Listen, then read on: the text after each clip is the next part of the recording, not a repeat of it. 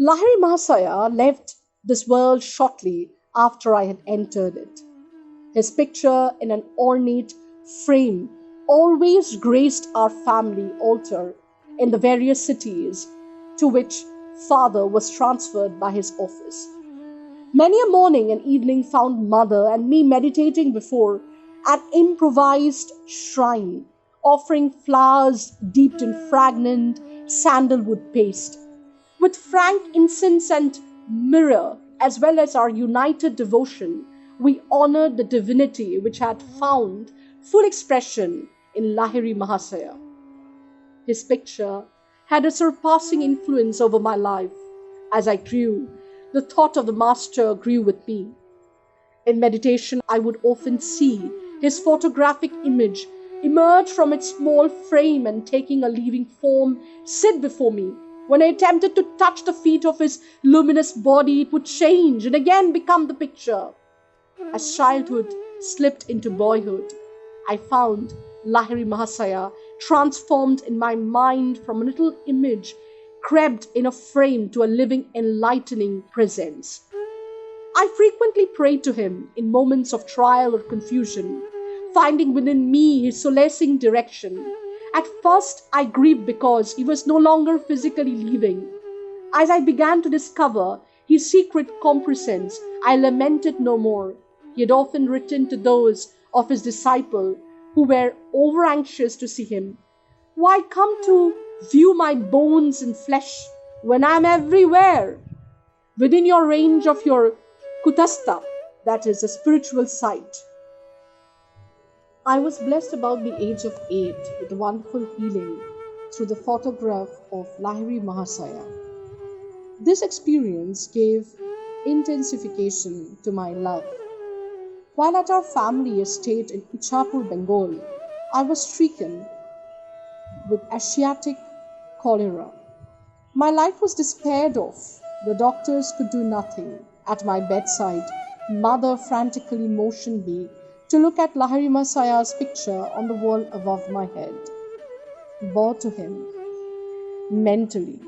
She knew that I was too feeble even to lift my hand in salutation. If you really show your devotion and inwardly kneel before him, your life will be spared.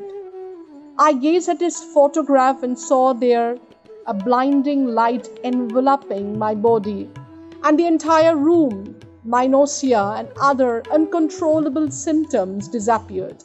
I was well. At once I felt strong enough to and bent over and touched mother's feet in appreciation of her immeasurable faith in her Guru. Mother pressed her head repeatedly against the little picture. "O omnipresent Master, I thank thee that thy light had healed my son." I realized that she too had witnessed the luminous blaze through which I instantly recovered from usually fatal disease. One of my most precious possessions is that the same photograph, given to father by Lahiri Mahasaya himself. It carries a holy vibration. The picture had a miraculous origin. I heard the story from father's brother disciple Kali Kumar Roy. It appears that the master had an aversion to being photographed. Over his protest, a group picture was once taken of him and a cluster of devotees including Kali Kumar Roy. It was an amazed photographer who discovered that the plate which had cleared images of the disciple revealed nothing more than a blank space in the center where he had reasonably expected to find the outlines of Lahiri Mahasaya. The phenomenon was widely discussed.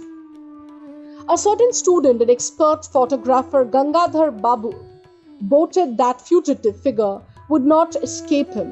The next morning, as the Guru sat in the lotus posture on a wooden bench with a screen behind him, Gangadhar Babu arrived with the equipment, taking every precaution for success.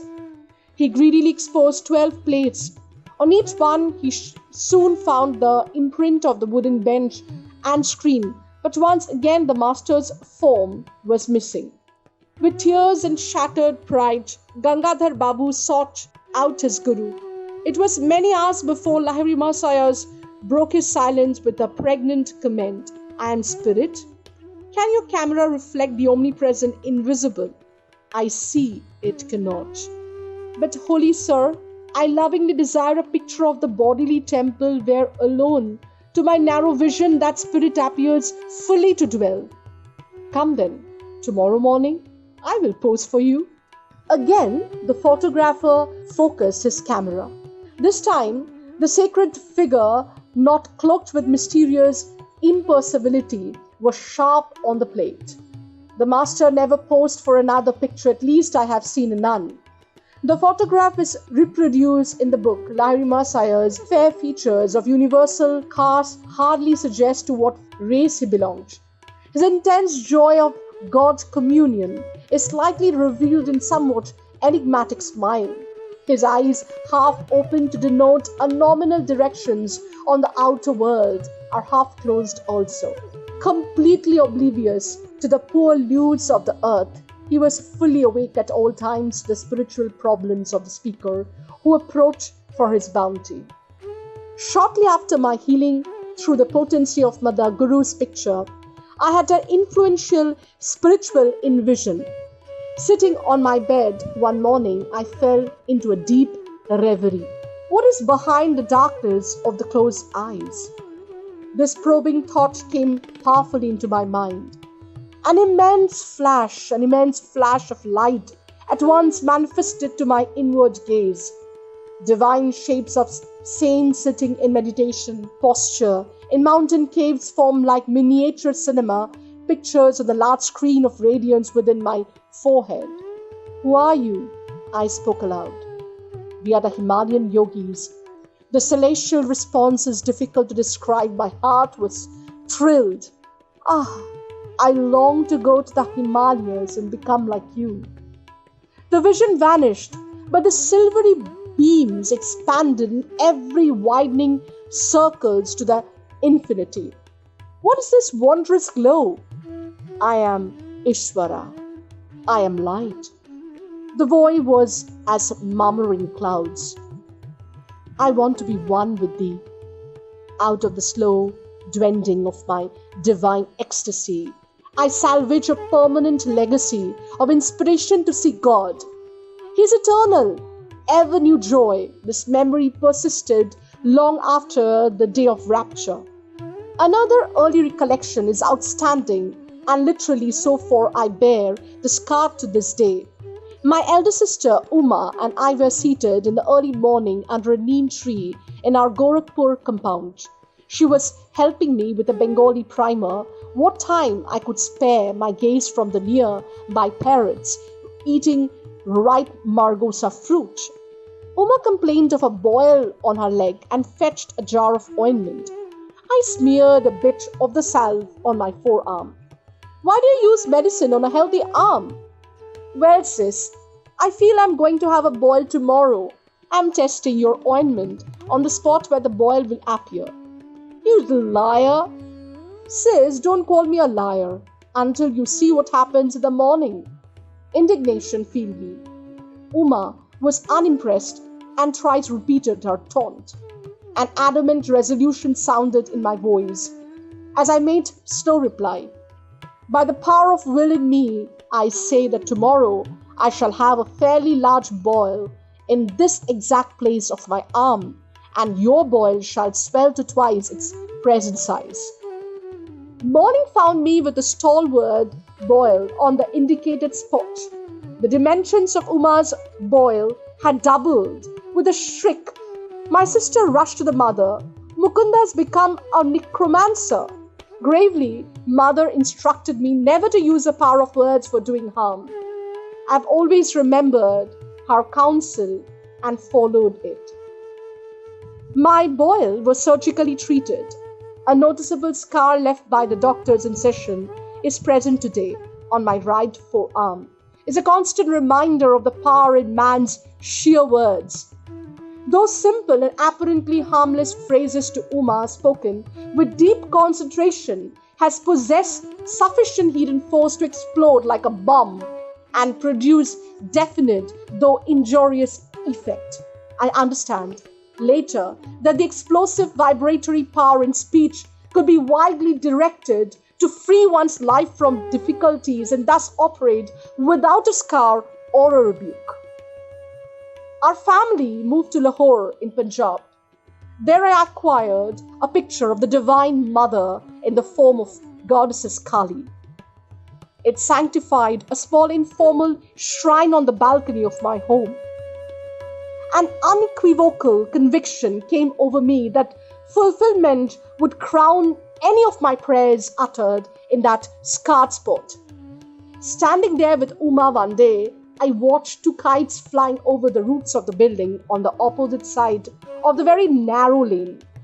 "Why are you so quiet?" Uma pushed me playfully.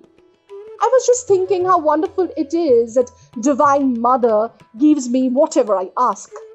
"I suppose she would give you those two kites?" My sister laughed derisively.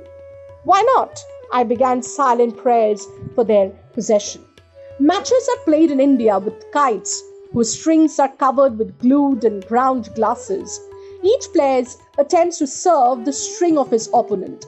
A freed kite sails over the roofs. There is a great fun in catching it.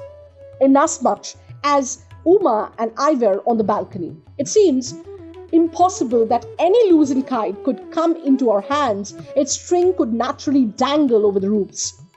The players across the lane began their match. One string was cut. Immediately, the kite floated in my direction. It was stationary for a moment. Through a sudden abatement of breeze, which sufficed to firmly entangle the string with a cactus plant on top of the opposite house, a perfect loop was formed for my Caesar. I handed the prize to Uma. "It was just an extraordinary accident and not an answer to your prayers. If another kite comes to you, then I shall believe." Sister's dark eyes conveyed more amazement than words. I continued my prayers with a crescendo intensity. A forcible tug by the other prayers resulted in the abrupt loss of this kite. It heeled towards me, dancing in the wind. My helpful assistant, the cactus plant, again secured the kite string in the necessary loop by which I could grasp it. I presented my second trophy to Uma. Indeed, Divine Mother listens to you. This is all too uncanny for me." Sister bolted away like a frightened fawn. Spiritual teacher from Sanskrit root, gur, to raise, to uplift. A practitioner of yoga means union, ancient Indian science of meditation of God. My name was changed to Yogananda when I entered the ancient monastic Swami order in 1914. My guru bestowed the religious title of Paramhansa on me in 1925. Traditionally, the second caste of warriors and rulers. These ancient epics are the hoard of India's history, mythology and philosophy, and Everman's Library's volume, Ramayana and Mahabharata, is a condensation in English verse by Rumesh Dutt. This novel Sanskrit poem, which occurs a part of Mahabharata epic, is a Hindu Bible. The most poetical English translation is Edwin Arnold's The Song Celestial, one of the best translations with detailed commentary of Sri Aurobindo Ghosh's message of the Gita. A kind of waking trance for this, the lack of bitter words, I have frequently had quite up from boyhood. When I have been all alone, Tennyson wrote, "This has come upon me through repeating my own name to myself silently, till all at once, as it were, out of intensity of consciousness of induality, induality itself seems to dissolve and fade away into boundless being. And this is not a confused state, but the clearest, the surest of the surest, utterly beyond words, where death was an almost laughable impossibility, the loss of personality, seeming no extension but the only true life." He wrote further, "It is no nebulous ecstasy, but a state of transcendent wonder associated with absolute clearness of mind." Kali is a symbol of God in the aspect of eternal Mother Nature.